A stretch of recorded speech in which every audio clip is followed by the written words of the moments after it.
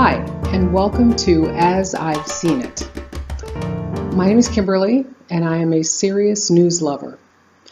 When I say I'm a serious news lover, I mean I read all of the things that you are now seeing every day. Every day. Every now and then, there are stories that catch my eye, and I feel the need to share them with other people. For the past few weeks, we've all been hearing about the DNC leak with the emails that were then handed over by somebody, possibly Russia, to Wikileaks. So at first, all the focus was on what was in the emails. The press dove in and said, okay, what's going on, what's going on? And of course, they found that Debbie Wasserman Schultz and her team were basically trying to get Hillary elected and ignoring Bernie. Finally, she had to resign, etc., etc. So that was the first part of that story. Second part of that story was who actually stole the emails, who actually hacked the DNC. So everyone was focused on Russia, and experts, meaning those who work in intelligence and who actually told big papers like the New York Times, the Guardian, the Washington Post, and others that they could trace these hacks back to two Russian state groups. One part of, I believe one group was Russian military intelligence. So while they could trace this back to who done it, they couldn't say why they done it. And maybe no one will ever be able to say why. There is no smoking gun. So unless someone comes forward and says, yes, I worked for Russian military intelligence and I hacked this and we leaked this stuff, then we're probably not going to be able to say with certainty why. But I believe we can say with pretty good certainty who. Now, the part of this story that I think has not gotten enough attention is the Wikileaks part. What's up with Wikileaks? What's up with that? I was going to let it go until I saw two things. Okay, four things. Thing one was I watched Julian Assange give an interview to Bill Maher on Real Time. And Bill asked him the question basically, what's up with that? What's with you and the Russia and the And Assange did this whole song and dance around it and didn't answer the question to my satisfaction. So that was thing one. Thing two that I saw just today is that Assange gave another interview to Russia Today, which is a Russian channel which claims it's not state media, but it really is a Russian state propaganda tool. Thing three I saw yesterday, which was Wikileaks is offering a $20,000 reward to anyone who can give information that leads to the capture, conviction, whatever, of the person who murdered Seth Rich. Seth Rich was a DNC staffer who lived in Washington, D.C. He was murdered July 10th. Now, all sorts of wackadoo conspiracy theories are floating around that the Clintons bumped him off because he pissed them off. Because, there are people who think the Clintons have, a double-digit body count. So what was amazing was that WikiLeaks jumped in there. Now, there's plenty of speculation about who leaked the documents. Assange doesn't want to state that Russia leaked the documents. They don't want to state that anybody leaked the documents. So now they've thrown this curveball in with the conspiracy theorists, trying to make it look like, oh, yeah, this guy leaked the documents and then got murdered by the Clintons. So that was thing three that I saw. Then thing four.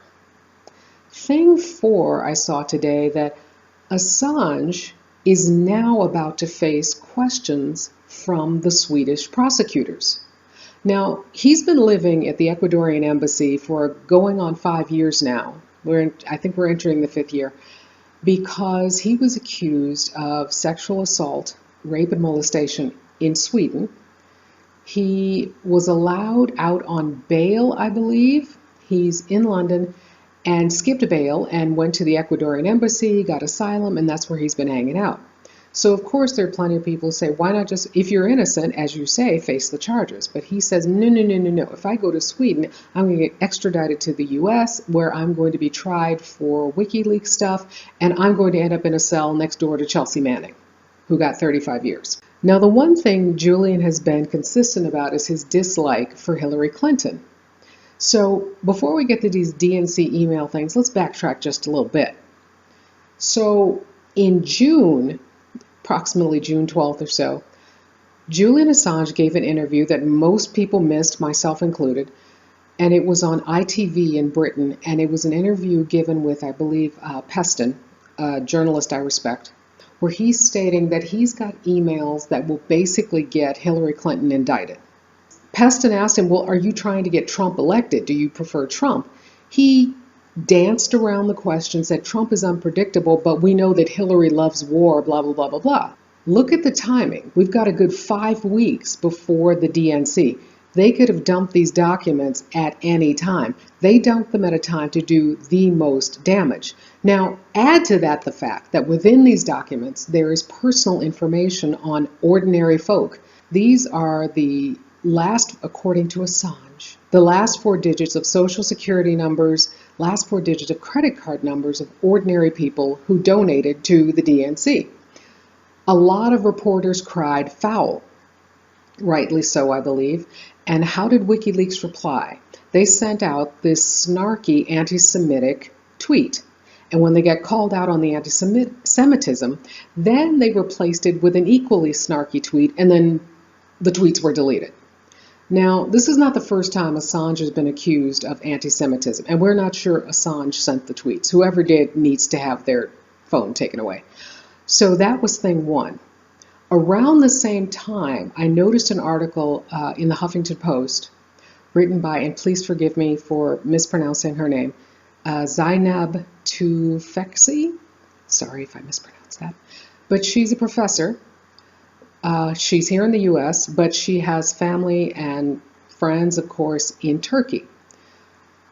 Around the time of the Turkish attempted coup, a few weeks ago, there was a huge document dump, okay? Huge document dump, and WikiLeaks created a link to it and figure looking like Erdogan riding on a flying carpet with a little turban on, which frankly, I think is just straight up racist.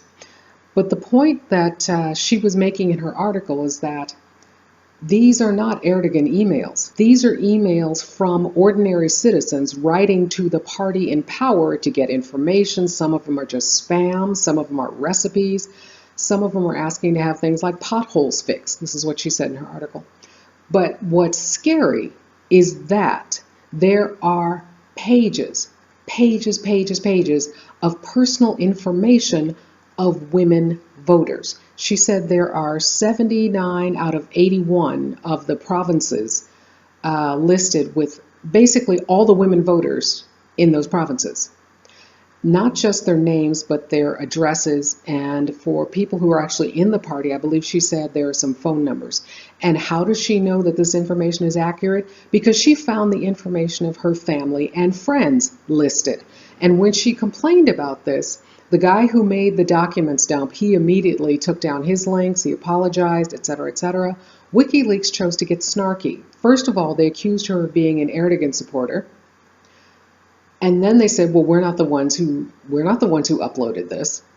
Because this thing with the link to the emails from Turkey, Assange kind of bragged about that on Bill Maher. He's like, yeah, we did this and we did this, and he said that. And I was like, ooh, you published information that will let any ex, any stalker, any freak who wants to shut women up go right to their door.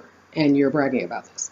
So the thing that's been bugging me is there's an odd WikiLeaks Russia link that I want someone to go and do a deep investigation on. What do I mean by that? Okay, so in addition to the interview that I saw on Russia Today that I believe Assange did last week, Assange used to have his own TV show on Russia Today. The other thing that Assange bragged about on Real Time with Bill Maher had to do with Edward Snowden. And I believe he said, quote, "We saved his ass," end quote. Well, saving his ass somehow meant sending Snowden to Russia, of all places. The man who claims he wants transparency sent a hacker to a country where the president has been accused of murdering journalists. In addition to promoting interviews with Assange and giving Assange a television show, Russia Today has also been promoting Donald Trump for months now. They've been singing his praises. They've basically been, denigrating Hillary Clinton, as has Wikileaks. Wikileaks has been denigrating Hillary. According to what I read in Talking Points memo, there's a link to them also citing polls that show Donald Trump easily beating Hillary. So Assange has been asked more than once, are you trying to get Trump elected? And he's danced around the question each time. Assange has made it perfectly clear that he does not like Clinton, that he thinks he will be in just as much trouble in a Clinton administration as he is now. This whole fear that there is indeed an ongoing investigation against him, that they are waiting for him basically to step out of that embassy so he can be yanked up and sent off and, tried in the US, et cetera, et cetera. Apparently, he seems to fear a Clinton administration more than he fears a Trump administration. So to summarize, here's Julian Assange, the guy who founded Wikileaks, who has millions of followers. He's a powerful dude in that sense. And because he's terrified of Clinton prosecuting him, he is doing everything in his power to publish things that will damage her campaign. That's what I've seen today. Thanks for watching. Bye.